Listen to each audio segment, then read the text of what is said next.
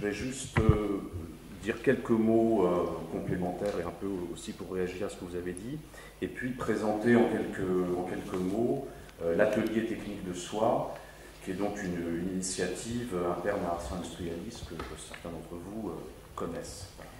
Donc, moi, il y a une chose qui m'a marqué, un point commun dans vos interventions, et qui rejoint aussi, bien sûr, des éléments dont Alain a parlé, d'une certaine manière, c'est que les techniques de soi sont évidemment associées à l'idée de soin, et vous en avez parlé tous les deux, et ce sont en même temps, il me semble, toujours des affaires de régime, je dirais. De régime, entendu en un sens large, au-delà du régime de santé ou du régime d'alimentation, de régime temporel, de cadence de l'existence, de rythme. Bon. Et d'une certaine manière, l'un et l'autre, vous avez parlé de cela. Donc, moi je dirais que sous cet angle-là, que les techniques de soi, dans l'Antiquité déjà, et aussi telles qu'on cherche à les réactiver d'une certaine manière, c'est pouvoir se donner en quelque sorte un régime d'existence qui permettent justement ce qu'on a appelé le souci de soi. Bon. Et j'ai retrouvé même à la limite dans la question du souffle et de la respiration, que vous avez pris au sens propre d'une technique corporelle, mais qu'on peut aussi faire jouer au sens figuré. Les techniques de soi sont des exercices de respiration dans leur ensemble, qui donnent un certain souffle. Bon. Et donc, je dirais d'une certaine manière, il s'agit d'organiser des possibilités pour chacun, d'une certaine suspension des temps ordinaires de l'existence, donc de dégager un certain temps libre, et là aussi la thématique de la scolè, du lotium, du temps souverain passé au fond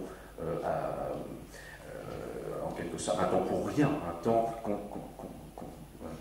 temps consacré à passer le temps à la chose en question. Ça me paraît en effet tout à fait central. Alors le deuxième point que je voulais dire rapidement, et là aussi vous l'avez tous les deux à votre manière souligné, c'est que, et Alain également, c'est que dès le départ les techniques de soi chez les Grecs eux-mêmes visent en effet un gouvernement de soi.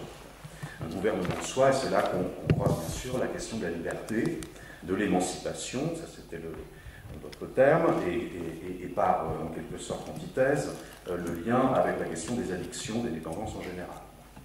Donc, le souci de soi, déjà chez les Grecs, ça consiste à, au fond, être capable de prendre en charge son existence, de décider de la conduite de sa vie, d'être auteur de ses actes, etc. Donc,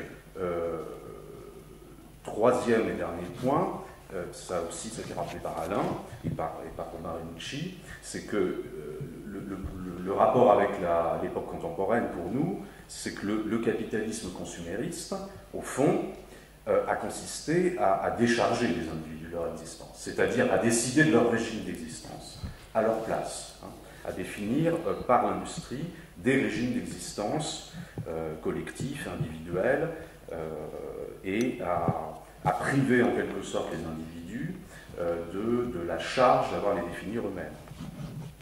Donc, de ce point de vue-là, nous sommes en effet grammatisés, mis en morceaux, comme vous l'avez dit, ce qui me fait penser à une formule que Rifkin avait employée dans l'âge de l'accès, je crois qu'il est cité par Bernard Stiegler. Au fond, dans la nouvelle économie, disait Rifkin, les gens consomment leur propre existence en faisant l'acquisition par segments commercialisés. Bon. Or, c'est d'une certaine manière cela qui aussi s'articule avec la perte d'un certain nombre de pratiques habituelles, plus ou moins traditionnelles, de savoir-vivre, de savoir-faire dans les familles, le recul d'une série de pratiques individuelles ou collectives qui étaient justement, à leur manière, des manières de gouvernement de soi. Bon. Et j'irais jusqu'à dire aussi que le temps même du loisir, qui en fait, au sens très fort, devrait être le temps même de ces techniques de soi, c'est-à-dire la scolè, l'otium, ce temps pour rien est devenu lui-même un temps des loisirs, c'est-à-dire non pas un temps du loisir, mais un temps pour les loisirs, c'est-à-dire en fait pour la consommation de produits de l'industrie des loisirs. Et dans cette lignée, il y a aussi un marché en quelque sorte du bonheur ou de l'épanouissement personnel qui à mon avis, prolonge cette tendance de la société des loisirs et dont il sera important, on en avait déjà parlé dans l'atelier, il sera important de distinguer ce que l'industrie des loisirs appelle épanouissement personnel et ce que nous cherchons à penser derrière l'appellation des techniques de soi. Donc, pour conclure ces quelques mots théoriques et après présenter l'atelier et vous donner la parole, je dirais que pour nous, d'une certaine manière, réfléchir aux pratiques de soi, les promouvoir, c'est bien en effet en vue, d'une certaine manière, de lutter contre le gouvernement des esprits par le marketing, hein, et d'opposer un régime ou des régimes à d'autres régimes.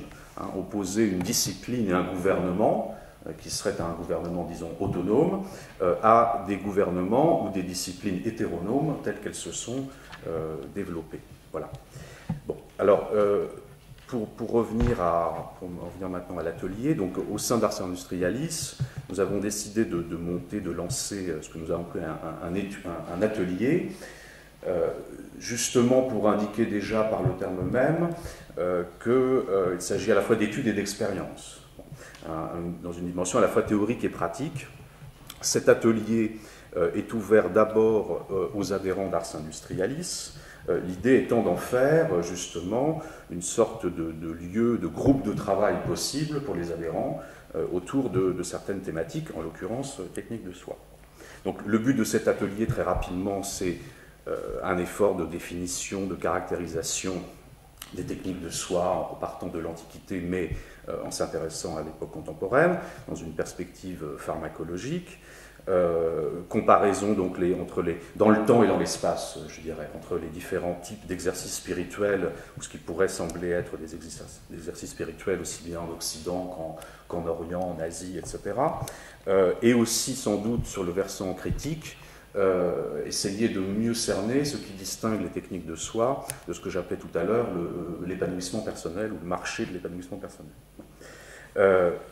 La forme de l'atelier, l'idée c'est d'avoir un groupe de taille raisonnable, parce que justement pour qu'il puisse s'y dérouler les échanges, et surtout qu'ils se réunissent de manière régulière. Bon. Et c'est là où je dirais que l'atelier lui-même doit avoir un certain régime, et c'est ce qui fait que, je veux dire, sa forme doit être jusqu'à un certain point adéquate à son contenu.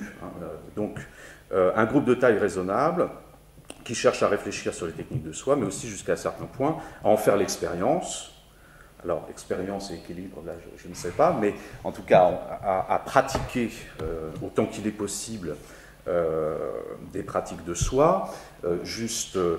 Un exemple une dimension de cette expérience pourrait être déjà, c'est ce que nous comptons faire pour les prochaines séances de l'atelier, d'instituer par exemple un moment initial de lecture de texte qui ouvrirait chaque atelier, une lecture collective, dans l'esprit là effectivement des techniques antiques. Bon. Mais je dirais l'atelier en lui-même, par sa régularité, ses modalités, peut se penser comme une sorte de pratique de soi collective. Bon. Alors, plus précisément, il y a donc des réunions de cet atelier. Une s'est tenue donc, le 17 avril dernier. Il y avait eu une séance antérieure aussi qui préfigurait un peu cet atelier.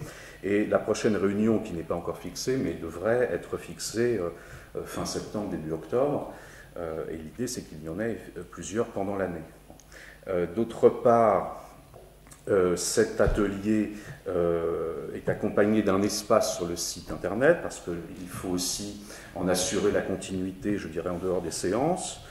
Donc cet espace sert à publier les traces de l'atelier, mais pourrait, au fur et à mesure, il va s'enrichir, est un lieu permanent commun, où il peut y avoir aussi des échanges de commentaires, ça a commencé un petit peu.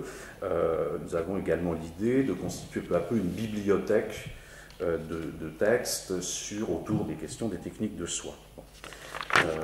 Voilà. Je crois que c'est à peu près tout.